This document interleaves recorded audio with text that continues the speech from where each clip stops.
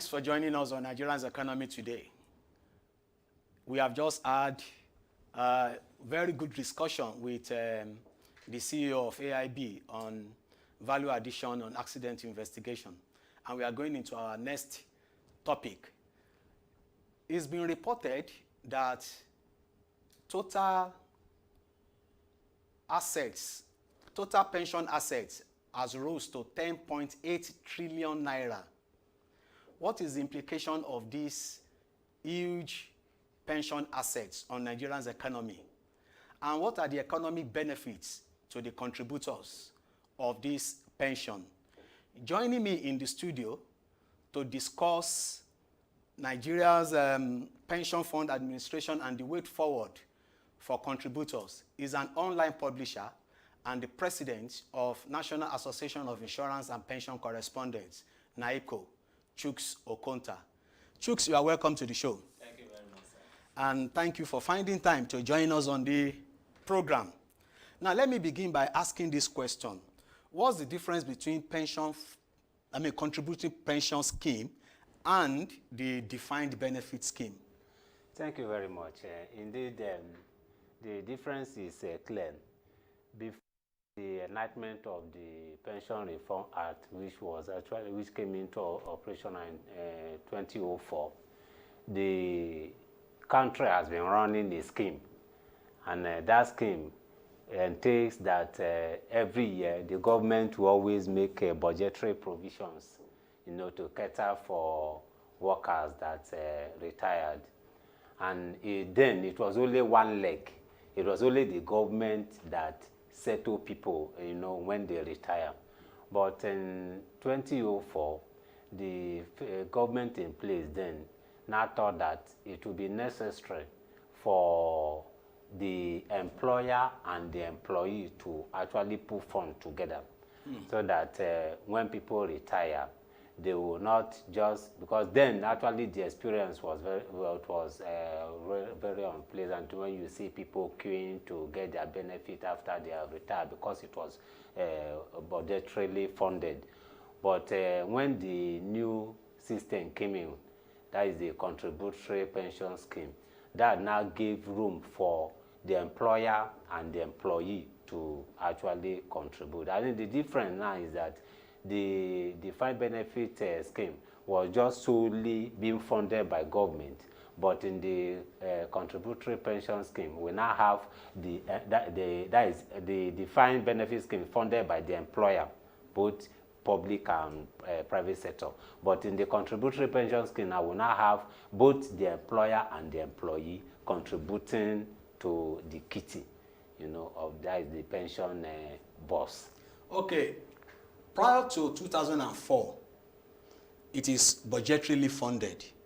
But as we have it now, after 2004, both the employers and the employees are now funding it. Now, can you tell us the ratio at which they fund it?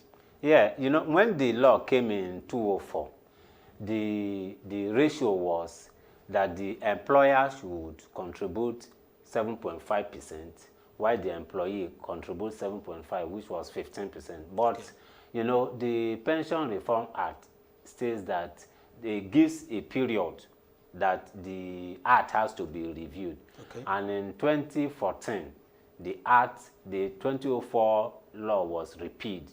It was now reviewed, and a new law came into being in 2014. And that law now changed the percentage.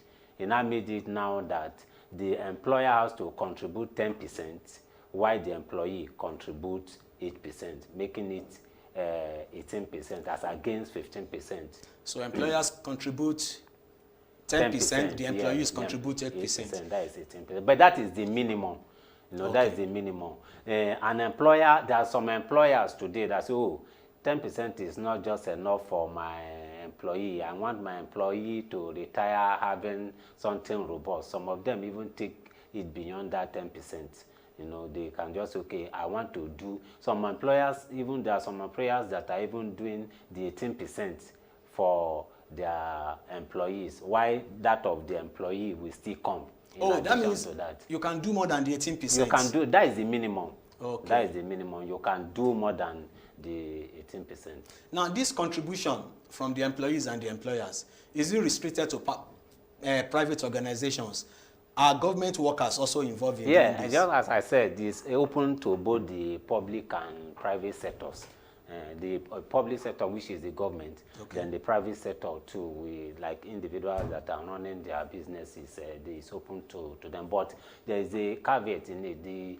The law, when the law, that 2014 law came into being, at the initial time when the law, that of 2004, the law only gave room for employers of labor that have up to 5 employees, working with them. But when the 2004 that 2014 law came into being, it now reduced the thing to three employees. Presently, if you are an employer of labor and you have 3 people working with you, you must subscribe to the contributory pension scheme. That is what the law states. Even the micro business that have the owner and just 2 other people working with him, they still have to contribute. Yeah, the law, once you have 3 people working in an organization, they must. But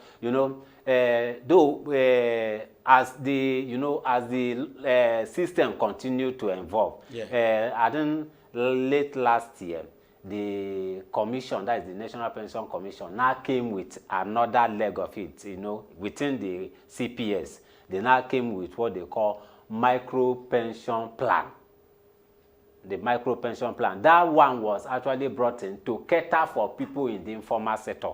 That means even as the scheme operates now, everybody, whether you are alone or working for yourself, there is room for you in the contributory pension scheme. But the larger body, when the 2014 law came in, it only recognized employers with 3 employees. But in their own wisdom, the National Pension Commission now said, no, we cannot neglect. And if you even look at our economy, people within the informal sector, they are more than those that are in the formal sector. And that was why they introduced that micro pension plan. The micro pension plan now takes care of everybody within the informal sector. That is, as we talk now, presently, everybody is covered in that is the contribution pension scheme. Okay, this is a very important topic. We would like to open the telephone lines for our viewers to call and ask questions on the issue of pensions or ask for clarification on the issue of pensions. The phone lines are showing on the screen of your television. You can join us on the conversation. Now, Chuks, still talking about the micro pension. That means if I'm an artisan, it is my business. I am the only one. I didn't employ anybody. That means there should be a way for me to also make contribution. Yeah, I think that has actually the president launched it last year.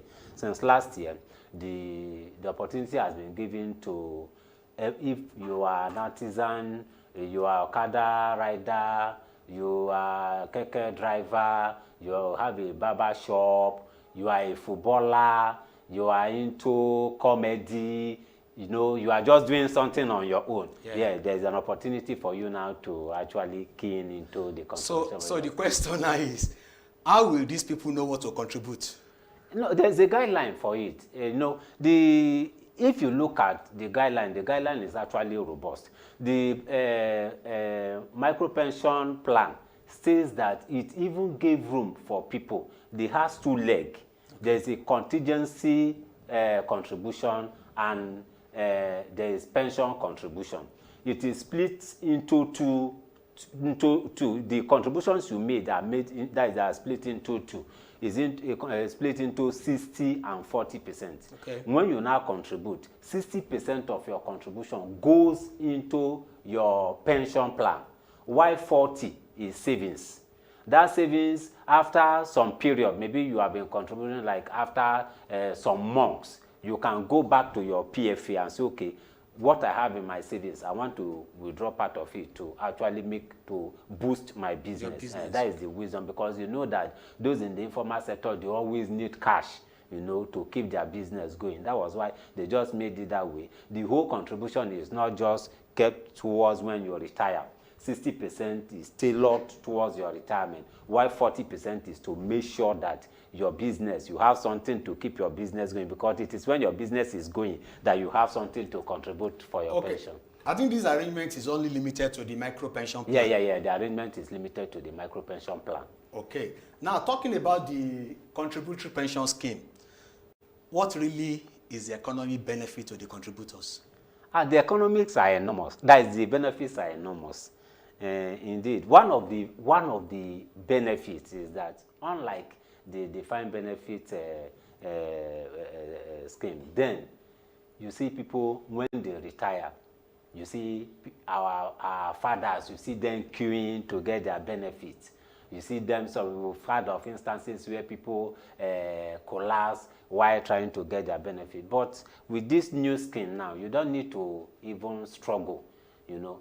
Immediately you retired and you submitted all the forms and everything, you meet all the requirements, you begin to assess your benefit without any hassle. That is one of the benefits. You know, people don't queue anymore to get their benefit, to get their pension benefits. You know, and the money that the people, the workers are contributing, the money is being injected into the economy. Like what the National Pension Commission told us, you know, they said as at May, the contribution was around 10.80 trillion, and out of this 10.80 trillion, 7.2 trillion has been invested in government securities, which we know, the bonds, the treasury bills, and other instruments. And the one that affects us the most is the investment that have been made into one of the portfolio that they call SICU bonds.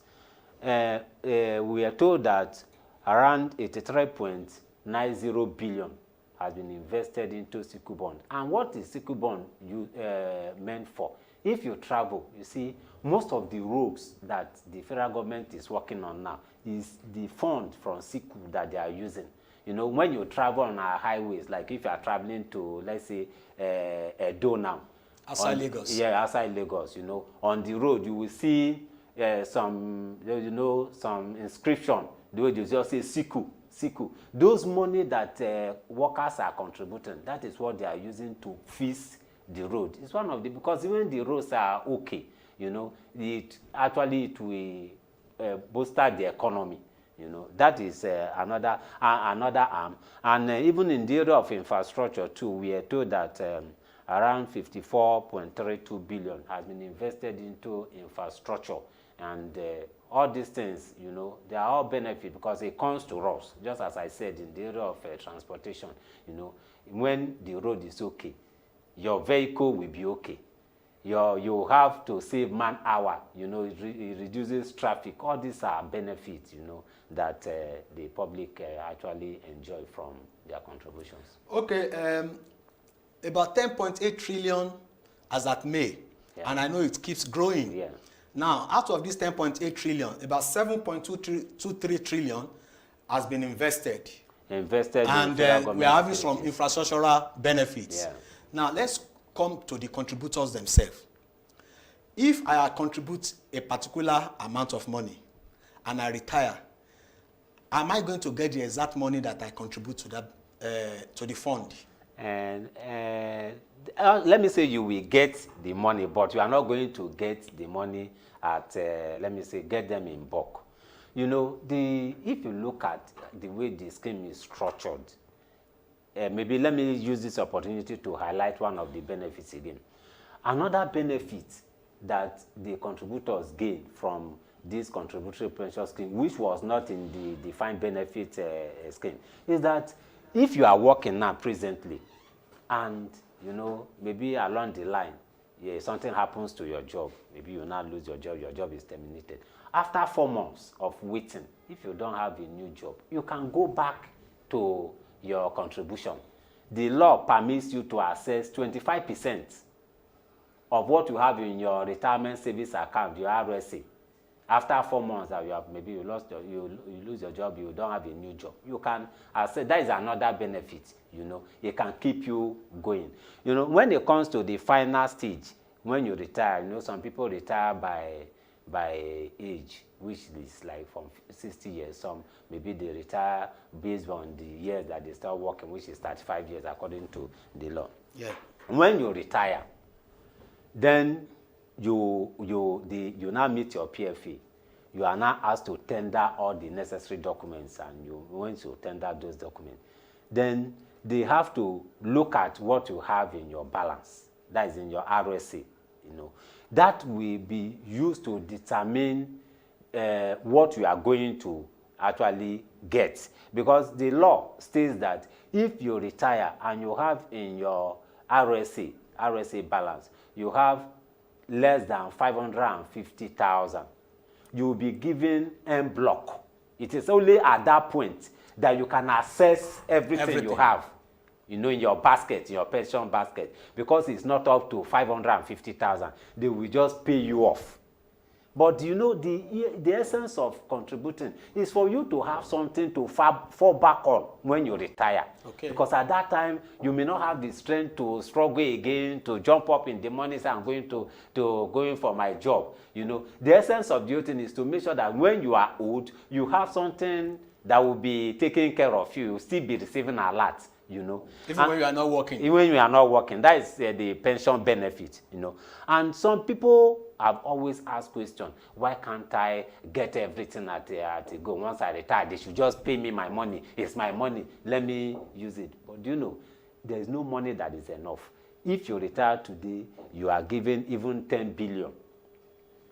That 10 billion, you just have it. Before you know, you will now begin to remember, oh, I'm supposed to own a house in Banana Island. You throw money there. I need to house a house in Dubai. You throw money there. I need to change my car. Before you know, the money is over. After 5 years, no alert will be coming. The person may just say, the house, and the house you put in there, maybe you may put somebody there, will put it on rentage. The people you put there, the time that they're supposed to pay you rent, the rent may not come. And before you know, the person will just be beggarly. And that is why it is very, very important that at retirement, they have to calculate what you will take in, which they call, the lump sum. Then the balance. The lump sum is the 25% you talked about? No. Okay. The lump sum, there's a way they calculate it. There's four variables that they use in calculating your lump sum. The variables are your last salary, your age, your sex, and the balance you have in your RSA. These are the four variables that they will use to calculate your lump sum, what you take. The way it is structured, that of women, what a woman will take as lump sum, if both of us, maybe you and your wife, now let me use you and your wife as an example. If you retire, you have 4 million in your RSA, your wife has 4 million in her RSA. They are not going to give you the same lump sum. Okay. Why? Tell us Because more. it is assumed that women live longer than men. That's why they have to, they have to look at your sex in calculating your lump sum. Okay. They look at your sex, they look at your age, they look at your balance in your RSA, and your last salary. These things are what they are going to use. They will put it, there is what they call it ruler. They will put it in the ruler, and the ruler will generate. Some people will say that the lump sum is just 25%. It is not fixed. It's not 25%. These four variables will actually determine what you will take as your lump sum. Once the lump sum is calculated, you've taken the lump sum, then the balance now is what they are going to put forward for you to prepare for your retirement. And there you have two options to take. That is where you have annuity and you have program withdrawal. Annuity is in the hand of insurers, that is life insurance operators, while the program withdrawal is being managed by the pension fund administrators. Okay, thank you very much. You have said so much. I want to take you up on the issue of your options. Yeah. Annuity, And program withdrawal. Yeah. As a retiree, after collecting the lump sum, Yeah. you have the choice to ask for annuity or program withdrawal. Yeah. Now, what is annuity and what is program withdrawal? And you also mentioned the PFA, which is the pension fund administrator. Yeah. Are they the one that will also give the annuity or the program withdrawal to you? Yeah, thank you very much. Then, when you retire, you are assumed to be a very wealthy man. At that point, you now see you are like the beautiful bride. Okay, excuse me. We have a telephone call. Shegun is calling from Onipan. Shegun, please, your question. Shegun, your question.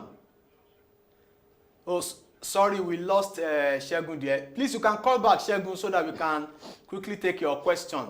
Now, talk to us about the annuity and the program withdrawal. Okay. Then when you retire, you have the choice to make. Nobody, according to the law, should force you on any of those options. Annuity and program withdrawal, it is your choice. Okay. You have to choose. And I said. Okay, sorry, we have another call. Emeka is calling from Okota. Emeka, your question, please. You are live. Thank you so much. My question is that if one is a pen, maybe after about 60 years and the one dies, what happens? Will the family have something to benefit or what? Okay, Emeka, your question is that if somebody is late, will the family have something to benefit? Yeah. What I'm saying is that if, now that I'm a pensioner, yes, let's sir. assume that in the next 20 years one dies, the family has something to benefit from the pension or nothing. Okay, fantastic question. Let me leave that question to Chuks. Chuks, you understand this question? Yeah. Will the family have something to benefit after some years? Yeah. And the person is late? Yeah. The annuity and program withdrawal, they actually take care of that. Like the annuity, another slogan for annuity is pension for life. You know, annuity has the rule that it guarantees you for 10 years. For 10 years. Okay. That for that 10 years, if anything happens to that individual, like the question is asking now, you know, the family, the beneficiaries have something to take within that 10 years gap. But after 10 years, if anything happens, if the man dies, you know, there won't be any benefit. And that's why they said annuity is for life. As long as you have retired, you have annuity. You know, annuity will continue, the insurance people will continue to pay you until the person dies. As long as you are living. As long as you are alive. But the guarantees 10 years. If the person dies within 10 years, you know, within the guaranteed period. Yeah, within the guaranteed period. They are standing, maybe the person died at year 6. Year 6 to year 10, that 4 years, you know, the family will benefit. But when the person has maybe exceeded that 10 years, there won't be any benefit for the family. And the same thing applies to the program withdrawal.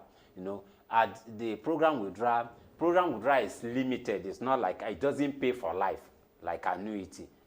When the person dies at a certain time, the leftover that the person has in the account is what the beneficiaries will. Okay. Yeah.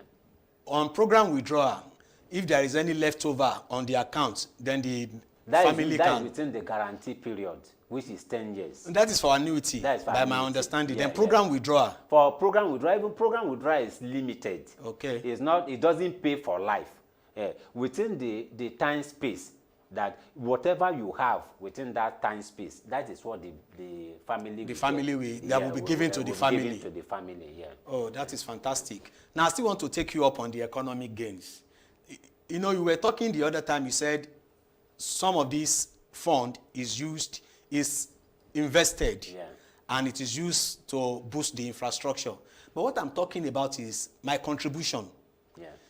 Does it yield interest with the PFA or whichever people that are managing that fund at the end of the day? I want you to clear the air on that. Thank you very much. I think I'm talking from experience. Okay. When I left my former job, okay, my employer didn't even remit to the time that I left. But after a while, they were able to remit everything to the time I left. And I'm surprised to see what I have in my balance today. Because that is within a space of, 6 to 7 years now. What I had in my RSC as at the time I left my organization has actually doubled. But there's no money coming in. Okay. But the contribution has actually doubled. That means the interest has almost doubled what I had there. You know, that is to tell you the money is being invested. When we say this amount of money now, 7.20 trillion invested in Treasury bill, the Treasury bill yields returns, and those returns impact your contributions too. Your money is not fixed. It's not that maybe you just remit 18%, and the 18% is what you are going to get. The money is being turned around. They invest it in Treasury bill, invest it in bonds, invest it in sukuk, invest it in bank placement, invest it in even real estate. All these channels that they invest, even in capital market, all of them yield return. And as the return is coming, it's impacting your investment. So on a continuous basis, as long as your money is there, it's yielding returns. It keeps growing, yeah. Okay. As a retiree, if I'm going into business and I decide to collect everything that I have to use for my business, is it possible? I don't know whether you get that question. Why is it not possible for a contributor to get everything so that he can use for its own business? At retirement. At retirement? Let me share. If you are going into a business. Let me share an experience that the former DG of Lagos State Pension Commission shared in one of the fora that they organized for retirees. She said there was she's a retiree now. She worked with Lagos State government. At the point of retirement, when she retired, you know, Okay, Shegun is back online. Shegun from Onipan, you are live. Yes. What's your question? Good afternoon, sir. Good afternoon, Shegun. That's my uncle. I want to ask, if someone pension, there was that they will share the whole proceedings into 3 places. Okay. Assuming a man is having 1 million naira in his pension fund account, is he going to break into 3 places and pay to him or her, and then later he'll be paying subsequently for some certain years? I want to know what's happening about that. Okay, thank you, Shegun. Shegun needs to get clarification on how you get your money back. I think you have mentioned it. There's need for you to also mention it so that Shegun can get clarification. Shegun, thank you very much for the call. If you have 1 million naira in your account, actually you have exceeded the 550. The 550. At that point now, you will have lump sum. It's not divided into 3. At that point now, it's divided into 2.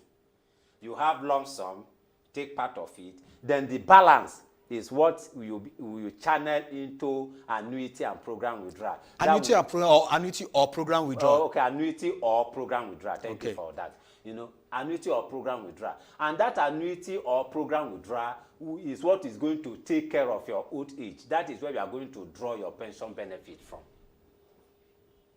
Okay, I think Shegun understand that. Now, the last question I asked about why can't I get the 100%? Okay, yeah, as I was saying, you know, the lady said when the woman retired, she collected her lump sum, and the other money was factored into maybe program withdrawal or annuity.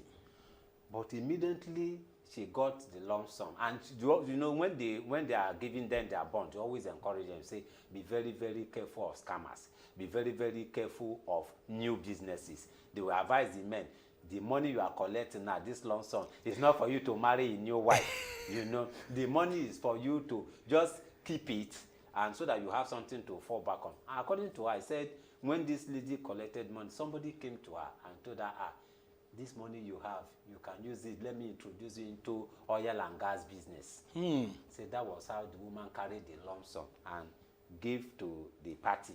And the party said, don't worry, a truck will supply you gas. You'll be selling diesel. Said, even as at that time she was talking to us, the woman never saw any diesel. And when she waited and waited and waited, no diesel, the money has already gone. She now came back to the commission and said, can I get any other money? Say, which other money do you get? You know, what I'm saying is that...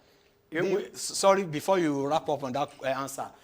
Okay, we initially had a caller, but continue. The thing is that, as I said earlier, the contribution pension scheme was designed to cater for your old age. Because, you know, if you look at our economy, sorry to say, we don't have social benefit scheme. Like other clients. That's where true. They say, okay, the aged, you have to, when you have the government begin to give you stipends. Such, and though this current administration tried to do something, but it has not been working as expected, you know. That is why the NAS said, when you retire, you will take part of your money, another money will be cared for you, and that money that you even invested in a program withdrawal and annuity, the operators keep investing it, keep turning it around so that the money will be yielding returns. Even last year, some years ago now, the National Pension Commission even gave a mandate to the PFAs that they should increase, they call it pension enhancement, that they should increase the benefits that they are giving to retirees under program withdrawal.